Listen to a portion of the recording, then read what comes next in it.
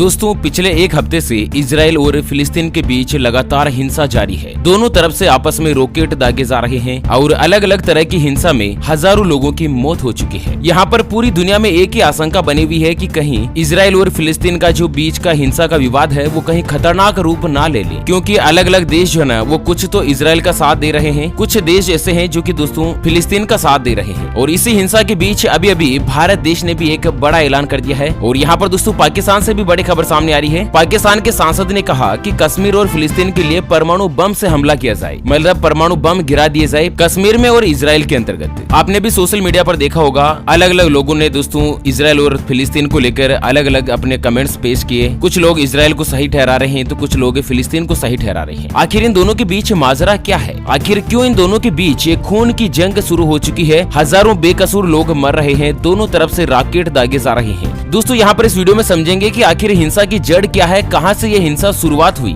और आखिर में इस हिंसा का अंत क्या होगा। दोस्तों 5-7 मिनट का समय निकालकर इस वीडियो को पूरा जरूर देखिएगा। और हाँ दोस्तों, अपने सभी मित्रों के साथ फेसबुक और व्हाट्सएप पर शेयर भी कर दीजिएगा ताकि काम की इन्फॉर्मेशन के बारे में सभी लोगों को अपडेट मिल सके। तो दोस्तों आखिर क्या है इजराइल और फिलिस्तीन का जमीन का विवाद जिसने पूरी दुनिया की सांस अटका दी है। दुनिया में एक तरह का खतरा बना हुआ है कि कहीं इजराइल और फिलिस्तीन की जंग यरूशलेम तक आगे पहुंची तो तीसरे विश्व युद्ध के दहलीज पर होगी दुनिया। मतलब पूरी दुनिया के अलग अलग देश जो है ना वो तीसरे विश्व युद्ध का सामना कर सकते हैं। यहाँ पर आपको बता दें कि संयुक्त राष्ट्र ने भी फिलिस्तीन को सपोर्ट किया है। भारत का कहना है कि तत्काल तनाव कम करें दोनों देश। हिंसा की दोस्तों भारत देश ने कड़ी निंदा करी है। चलिए यहाँ पर समझते हैं कि आखिर क्या है इजराइल और फिलिस्तीन का जमीन का विवाद। सबसे पहले तो दोस्तों मैं आपको बता दूं कि अपनी जो पृथ्वी है ना, अपनी धरती है वो बहुत ही बड़ी है, करीब 51 करोड़ स्क्वायर किलोमीटर में फैली हुई है। इसके केवल 29% हिस्से में जमीन है, यानी कि धरती पर जमीन का कुल क्षेत्रफल का करीब 15 करोड़ स्क्वायर किलोमीटर है। हाँ दोस्तों, ये फैक्ट्स जानकर आपको लग रहा होगा कि आज जियोग्राफी से जुड़े किसी टॉपिक पर बात होगी। नहीं, आज हम आपको बताएंगे धर्म का किस्सा ऐसे फसाद का जिसका मूल है जमीन। और जमीन भी कितनी, महज 35 एकड़ का एक प्लॉट। जी हाँ दोस्तों, 35 एकड़ का एक प्लॉट और इतनी विशाल दुनिया का 0.1 पॉइंट से भी कम हिस्सा है। मगर ये छोटा सा प्लॉट दुनिया की सबसे विवादित जगह में से एक है, इसलिए कि दुनिया के 3 बड़े धर्म, जी हाँ ध्यान से समझिएगा, पूरी दुनिया के 3 सबसे बड़े धर्म इस प्लॉट के ऊपर दावा करते हैं। और इस दावेदारी के चलते अब तक कई युद्ध हो चुके हैं, लगातार तनाव बना हुआ है। और इस तनाव में एक चिंताजनक मोड़ आ गया 10 मई के दिन। इस दिन दुनिया के सबसे पुराने और पवित्र माने जाने वाले शहरों में से एक जिसके ऊपर रॉकेट दाग दिया गया और इसके जवाब में हुई हवाई बमबारी। इस घटनाक्रम के चलते सबकी जान संकट में है। दुनिया भर के नेता तनाव कम करने की अपील कर रहे हैं। ट्विटर पर दोनों गुटों के समर्थन में अलग अलग हैशटैग चल रहे हैं। यहाँ पर मैं आपको बता दूं कि इजराइल और फिलिस्तीन इस विवाद का संबंध, और दोस्तों यहाँ पर सोमवार को हमास ने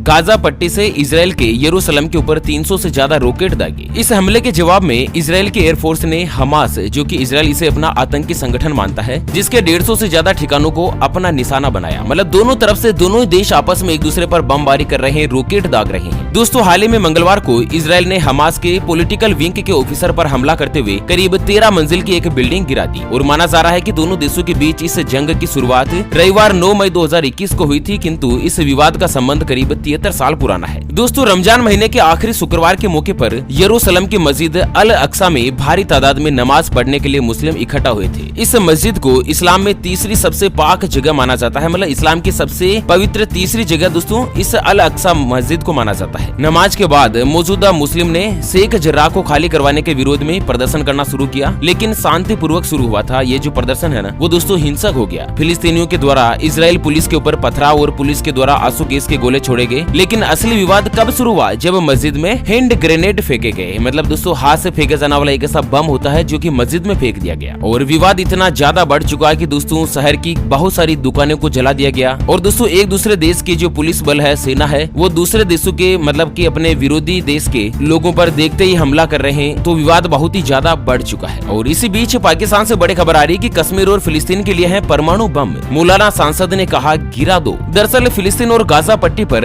इजराइल हमले के बीच पाकिस्तान अपने आका तुर्की के साथ मिलकर षड्यंत्र रचने में जुट गया है। पाकिस्तान के विदेश मंत्री फिलिस्तीन का बहाना लेकर तुर्की पहुँच गए हैं और उन्होंने मुस्लिम देशों का खलीफा बनने का सपना देख रहे राष्ट्रपति रेसेप तैयब को अपनी मुलाकात के लिए बुलाया। और इस मुलाकात के बीच पाकिस्तान के जो सांसद है और मौलाना है चित्राली, जिन्होंने इमरान सरकार से कहा कि इजराइल के खिलाफ जिहादी एकमात्र उपाय है। मौलाना चित्राली ने संसद में दिए अपने भाषण में कहा कि फिलिस्तीन और कश्मीर की आजादी के लिए सरकार परमाणु बम और मिसाइलों का इस्तेमाल करने से नहीं हिचके हैं। मतलब दोस्तों भड़काया जा रहा है अलग अलग देश के लोगों के द्वारा इजराइल और फिलिस्तीन दोनों ही देशों को भड़काया जा रहा है हवाई हमले। इसी का परिणाम आप देख सकते हैं कि कई हजारों बेकसूर मासूम लोगों की जान चली गई है दो धर्मों के इस युद्ध के अंतर्गत। अच्छा, इसी बीच दोस्तों भारत का क्या कहना है? आखिर भारत देश से इजराइल के पक्ष में है या फिलिस्तीन के पक्ष में है? आपको बता दें दोस्तों कि इजराइल और फिलिस्तीन के बीच बढ़ते तनाव पर भारत ने तोड़ी चुप्पी और दे दिया कुछ बड़ा बयान। जी हाँ दोस्तों, आपको बता दें कि इजराइल और गाजा के बीच बढ़ते तनाव के मद्देनजर भारत ने दोनों पक्षों से अत्यधिक संयम बरतने और यथास्थिति में एक तरफा बदलाव के प्रयास से बचने की अपील करी है और साथ ही तनाव को तत्काल कम किए जाने की आवश्यकता पर भी बल दिया है। मतलब भारत देश ने कहा कि दोस्तों शांत रहें और समझौते के साथ इस विवाद को हल करें, ना कि इस विवाद को और भी ज्यादा आगे बढ़ाया जाए। वैसे दोस्तों इजराइल और फिलिस्तीन के विवाद के मद्देनजर आपका क्या कहना है? आपकी क्या राय है दोस्तों? आप अपनी राय हमें इस वीडियो के नीचे कमेंट बॉक्स में जरूर बताएगा। हालांकि